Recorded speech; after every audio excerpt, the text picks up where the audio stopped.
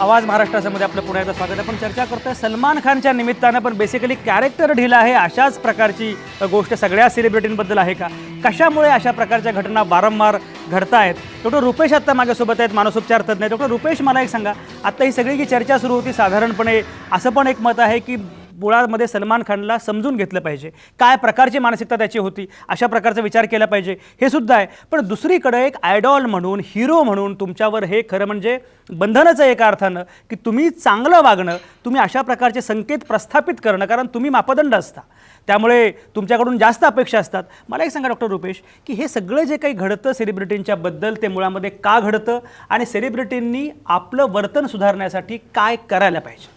सगळ्यात महत्त्वाची गोष्ट, जर आज विचार केला, ही सगळी जी गोष्ट घडली आहे हे त्याचं त्यावेळेची मानसिकता होती, त्यावेळेचं त्याचं वागणं होतं. ठीक आहे, कमी वेळेत मिळालेलं, मी मध्यंतरी थोडा वेळ पूर्वी बोललो, कमी वेळेत मिळालेलं यश जे ते माणसाच्या डोक्यात जातं, पैशांचा बॅकबोन, आज त्याच्यावर असलेली छत्रछाया, याच्यामुळे माणूस न करणारी सुद्धा चुकी करून जातो.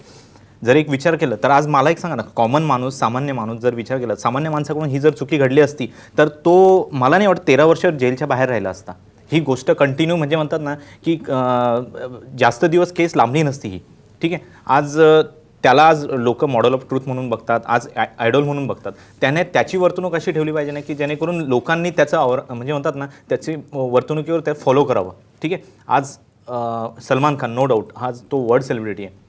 बरेचसे लोक त्याची हेअरस्टाईल कॉपी करतात, त्याची म्हणजे जीन्स कॉपी करतात, तुम्ही सांगितलं. ठीक आहे, प्रत्येक गोष्ट त्याची फॉलो होते. आज त्याची हे वर्तणूक जर बघितलं तर एक 32व्या वर्षी drink and run and drive आणि दारू पिऊन गाडी चालवणं, लायसन्स स्वतः जाऊन न बाळगणं, एक पैशांचा बॅकबोन आणि बाकीच्या सगळ्या या गोष्टींचा हव्यास, ही गोष्ट खरं चुकीची. बरोबर, चुकीचे. शबाब शाबरी, मला सांगा, सलमान खान हिरो आहेत, रिअल हिरो आहेत असं त्यांचं वर्णन केलं जातं, ते आयडॉल आहेत, त्याच्याबद्दल सगळे लोक त्यांना फॉलो करतात असं आता डॉक्टर रुपेश म्हणतात.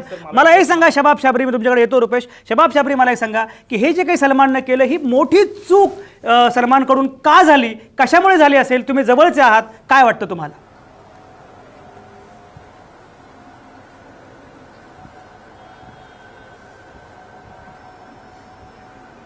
शबाब शाबरी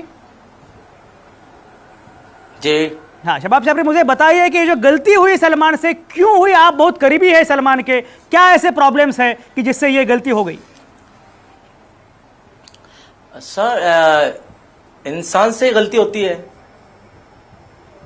बराबर है, इंसान से गलती होती है, लेकिन ऐसी क्या कमी है, ऐसे क्या प्रॉब्लम्स है, साइकोलॉजिकल प्रॉब्लम्स है कि जिसकी वजह से सलमान की ये गलती हो गई? वक्त की बात है, जब वक्त होता है, जो चीज होने की होती है वो उसी वक्त होती है. इतने एक्सीडेंट होते हैं, कभी उनका नाम भी नहीं होता, कुछ क्या हुआ क्या नहीं हुआ है, और इस चर्चा को इतना उभारा गया, इतना एक बुलंदी पे पहुंचाया गया. अब क्या बोल सकता सर इस बारे में? राजकाजी, मला एक सांगा. ठीक आहे शबाब जी, आपले तुमचे मुद्दे पोहोचले. मला एक सांगा राजकाजी, सगळे बॉलिवूडचे जे लोक आहेत ते सलमानच्या बद्दल अतिशय संवेदनशील आहेत, पण मुळामध्ये हे सगळे कलावंत, अभिजात कलावंत, खरं म्हणजे मुळात प्रत्येक कलावंत हा संवेदनशील असतो. तिथं ज्याचा मृत्यू झाला, जे जखमी झाले, त्यांच्याविषयी मात्र यापैकी कोणालाच काही वाटत नाही. राजकाजी, मला एक सांगा की सलमानबद्दल अतिशय सहानुभूती प्रचंड सगळ्या बॉलिवूडमध्ये दिसते, सगळ्या कलावंतांना वाटते आहे, पण ज्यांचा मृत्यू झाला त्याच्याविषयी मात्र कोणीच काही बोलत नाही. हे कशाचं लक्षण आहे राजकाजी, काय म्हणणं आहे? नाही, मला असं वाटतं सर की दोन गोष्टी आहेत. सामाजिक असंवेदनशीलता आहे असं मला वाटत नाही ते, पण एक जो मधला काळ लोटला आहे 13 वर्षांपूर्वी, ते दुःख सुद्धा तेवढंच लोकांना ताजदारी भेटणारं होतं. मधला जो काळ गेला त्याच्यामध्ये सलमानची एक सोशल इमेज खूप वेगळ्या प्रकाराने डेव्हलप झाली आणि त्याचाच परिणाम आपल्याला सोशल नेटवर्कवर ज्याप्रमाणे लोक व्यक्त होताना दिसत आहेत, त्यातून असं वाटतं की त्याच्या बाजूने सहानुभूतीचा ओघ जास्त मोठा आहे. मला एकच मुद्दा यात सांगायचा असा महत्त्वाचा वाटत होता की जेव्हा आपण सेलिब्रिटी आणि कॅरेक्टर ढिला या मुद्द्यावर बोलतोय, तर मला असं वाटतं की 13 वर्षापूर्वी सलमानची जी झाली ती निश्चितच चूक होती, ती काहीतरी ठरवून केलेली नव्हती. पण गेले काही वर्ष ज्याप्रमाणे न्यायदानामध्ये ज्या काही तंत्रम्स केल्या गेल्या, म्हणजे शेवटच्या क्षणी त्याच्या ड्रायव्हरने एक काहीतरी खोटी साक्ष देणं, नंतर ते काहीतरी गाडी पडली, हा एक वेगळाच एक बनाव निर्माण करणं, तर मला असं वाटतं की सलमान एक नायक म्हणून, म्हणजे ज्याला आपण खरंच कॅरेक्टर म्हणू, एक हिरो म्हणून त्याची जी इमेज होती, त्या नायकपणातनं त्यातनं तो तिथे पदच्युत झालेला आहे. त्याचा नायकपण, त्याचा हिरोपणा हा तेव्हाच कायम राहिला असता जर तो सत्याच्या बाजूने राहिला असता की हो माझी चूक झालेली आहे आणि त्याच्याबद्दल मी ते योग्य ते शासन भोगायला तयार आहे, तर मला असं वाटतं की ते त्याच्या बिंग ह्युमन या इमेजबद्दल जास्त गेलं असतं.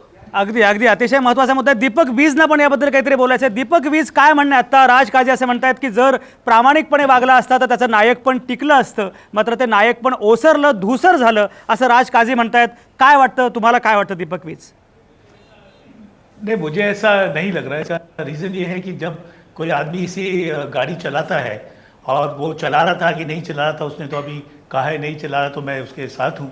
लेकिन एक बात याद रखिएगा कि जब आदमी गाड़ी चला के उस टाइम पे 13 साल पहले सड़कें एकदम फ्री होती थी. रात को आदमी 2 बजे निकला घर वहाँ से अपने रेड बार से सीधा घर की तरफ जा रहा है, कोई ट्रैफिक नहीं. आज अगर आप जाओगे तो रात के 3 बजे भी बॉम्बे आपको हॉर्न बजा बजा के गाड़ी आजू बाजू करके लेके जानी पड़ेगी. और वो गाड़ी लेके गया वहाँ पर, उसने देखा, और जाने के बाद जब वो टर्न मारा, फ्री रोड था, और उस टाइम पे मूड में जो भी ड्राइव कर रहा था, गाड़ी स्लिप होके जाके लगी है. और लगने के बाद गाड़ी जब ठुक जाती है इंसान से, कोई भी आदमी जब गाड़ी चला रहा है उसको 10-15 मिनट समझ नहीं आता अरे ये हुआ क्या. क्योंकि नंबर 1 पॉइंट, ये इंटेंशनल नहीं होता है. कोई किसी का मतलब नहीं होता कि कोई रोड पे सोया तो मैं उसके ऊपर से गाड़ी चला दूं या किसी को रोड पे उड़ा दूं. क्योंकि हर इंसान ये जानता है कि एक्सीडेंट के बाद एक लंबा केस चलेगा, पुलिस पे दुनिया भर के लफड़े में आदमी पड़ेगा. तो आदमी क्यों करेगा एक्सीडेंट? वहाँ जब होने के बाद वो आदमी ये सोचता है कि अब हुआ क्या मेरे से और ये कैसा हो गया. बरोबर बरोबर. दीपक वीज तुमची भूमिका लक्षात आली. मला कांचन तुम्ही सांगा की मुळामध्ये तुम्ही मगाशी मुद्दे मांडले, आता दीपक मुद्दे मांडतायत, पण एक मला सांगा की जाणीवपूर्वक ठरवून कोणी अपघात करत नाही, हे बरोबर आहे, पण आपण दारू पिलेलो आहोत हे माहिती असताना गाडी चालवणं ही तर अगदी ठरवून केलेली चूक आहे. मला एक सांगा कांचन अधिकारी की ही चूक आहे हे मान्य केलं पाहिजे आणि अशा प्रकारच्या चुकांचं समर्थन करायचं काही कारण नाही. सलमान मित्र असतील तर सलमानना सहानुभूती असणं सलमानबद्दल हा वेगळा मुद्दा आहे, पण जी चूक आहे ती चूक आहे, ती अक्षम्य आहे, त्याला शिक्षा झाली पाहिजे, अशी ठोस भूमिका आपण का घेत नाही? संजय, मला असं वाटतं माझ्या म्हणण्याचा मगाशी पण थोडासा चुकीचा अर्थ काढला गेला. मी कुठेही सलमानचं ड्रिंक अँड ड्राईव्ह हे जे त्यांनी केलेलं आहे याचं समर्थन करत नाही. परंतु मी मगाशी जे म्हटलं की आत्ता दीपक म्हणाले त्याप्रमाणे ऍक्सिडेंट हा कोणी जाणून बुजून करत नाही. ऍक्सिडेंट ही एक अशी वस्तू आहे की तो होतो आणि तो ऍक्सिडेंट त्याच्या हातनं झाला. आता उद्याला हा ऍक्सिडेंट होताना सलमानला पण लागू शकत होतं, आता नाही लागलं, ही एक वेगळी बाब आहे. आम्ही कुणीही कलाकार सलमानचं ड्रिंक अँड ड्राईव्हचं समर्थन करत नाही. त्याला जी काही शिक्षा होणार असेल ती त्याला भोगायलाच लागणार आहे. जी काही रस्त्यावरची माणसं चिरडली गेली त्यांच्याबद्दल टोटल सहानुभूती आहे. पण एक गोष्ट मी तुम्हाला इथे सांगू इच्छिते की आमच्या ऑफिसमध्ये आज आम्ही हा मुद्दा चर्चा करत होतो आणि त्यावेळेला आमच्या ऑफिसमध्ये जी चर्चा झाली त्याच्यामध्ये एक मुलगा म्हणाला की तो एक दिवस गाडी चालवत होता आणि ऍटलिस्ट ही लोक फुटपाथवर झोपली होती. एक माणूस 2 रस्त्यांच्या मध्ये जो डिव्हायडर असतो त्याच्यावरती झोपला होता आणि त्याचा एक हात असा रस्त्याच्या बाजूला असा पडलेला होता आणि he doesn't know about it. मग तो माणूस प्यायलेला होता का काय होता हे कोणालाही माहिती नाही.